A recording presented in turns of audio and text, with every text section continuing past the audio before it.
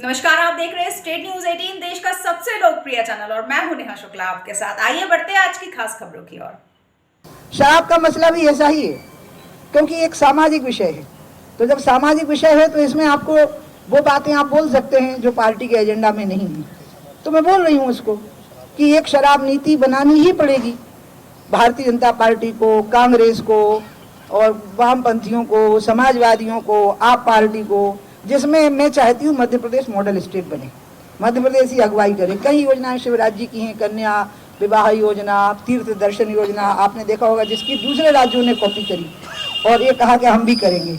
तो हो सकता है कि यहाँ पर भी शराब नीति का स्वरूप ऐसा हो जाए कि ये मॉडल स्टेट बन जाए कि नियंत्रित शराब नीति, मिनिमम लोग शराब पिए, मिनिमम कठिनाइयाँ नागरिकों को हों, महिलाओं की सुरक्षा दांव पे न लगे, नौजवानों का भविष्य दांव पे न लगे। और मुझे बहुत खुशी है कि शिवराज जी की और मेरी इस पर सहमति हुई। देश का जो मूल तत्व है, देश की और राष्ट्र की जो ताकत थी, स्वाभिमान, हमारा जो स्वाभिमान, हमारी जो ताकत थी, हमारी बौद्धिक क्षमताएं जो हमारी ताकत थी, और हमारी आस्थाएं जो हमारे ताकत थे, प्रधानमंत्री जी उनको बड़ी खूबी से ठीक तरीके से सामने ला रहे हैं। मैं आज अनंत चतुर्दशी तक के दिन प्रार्थना करती हूँ कि मोदी जी का अनंत काल तक राज्य बना रहे और वो भारत को उन स्थितियों में ले आए जो आज से 1000-1500 साल पहले का जो इतिहास है। सोने की चिड़िया थी, शांति थी, घरों में ताले नहीं लगते थे, महिलाएं स्वर्णाभूषण से सज्जित होकर के भी चली जाती थी, घर घर में शांति और प्रेम और सामंजस्य का वातावरण था। मुझे लगता है कि हम धीरे धीरे पुरानी अच्छाइयाँ और नई अच्छाइयों का मेल करके आगे बढ़ रहे हैं। मेरा शराब पर इशू बिल्कुल डाइल्यूट नहीं हो सकता। राम मंदिर पर मेरी कट्टर आस्था थी कि राम मंदिर का निर्माण होना चाहिए और मैं इसके लिए कोई भी सेक्रीफाइस के लिए तैयार थी। इसी प्रकार से रायसेन के मंदिर में हमें पूजा करने का अधिकार मिलना चाहिए। जब हमको मिल गया, पता लग गया कि तैयारी हो रही है और शिवरात्रि तक नहीं रुकना पड़ेगा, तो मैं शांत हो गई हूँ।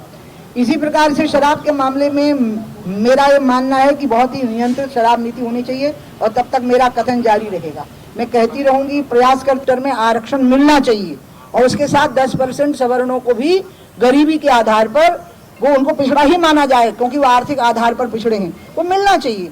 सामाजिक सम्मान, आर्थिक उत्थान और सत्ता में बराबर की भागीदारी, ये एसटी, एससी और ओबीसी को मिलनी चाहिए। ये शिकायत उनको नहीं रहनी चाहिए और ये सभी राजनीतिक दलों की जिम्मेवारी है और हमारी सबसे बड़ी है, क्योंकि आज हम केंद्र में बैठे हुए हैं कि अगर वो अपने आप को ढूंढ रहे हैं कि हम कितने जिलों में कलेक्टर हैं, हम कितने जिलों में एसपी हैं, केंद्र में कितने हमारे मंत्री हैं, अगर वो अपने आप को ढूंढ रहे हैं कि राज्य में हमारे कितने मंत्री हैं, तो वो अपने आप को ढूंढ रहे हैं, तो इसमें हमारी भूल है। अगर वो अपने आप को वहाँ नहीं पा रहे हैं और उनकी कुंठाएं भड़क उठी है, नाराजगी, कुंठा भी नहीं है, नाराजगी है, असंतोष है, तो इसलिए इसको तो ठीक से टैकल करना पड़ेगा।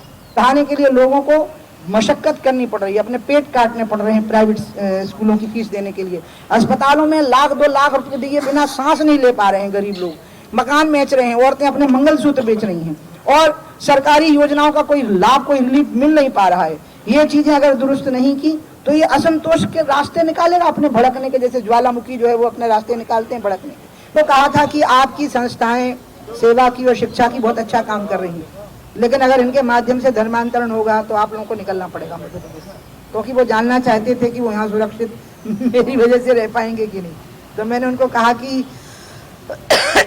आप मेरे कमरे में आइए, आपको एक जीसस क्राइस्ट का फोटो मिलेगा जो मुझे बचपन से मेरी यात्रा कर रहे हैं, करें, और भी बाकी नेता भी पद यात्रा करें, करनी चाहिए। डेमोक्रेसी में विपक्ष का मजबूत होना बहुत जरूरी होता है, लेकिन मोदी जी की बराबरी तो दुनिया में नहीं हो पाएगी।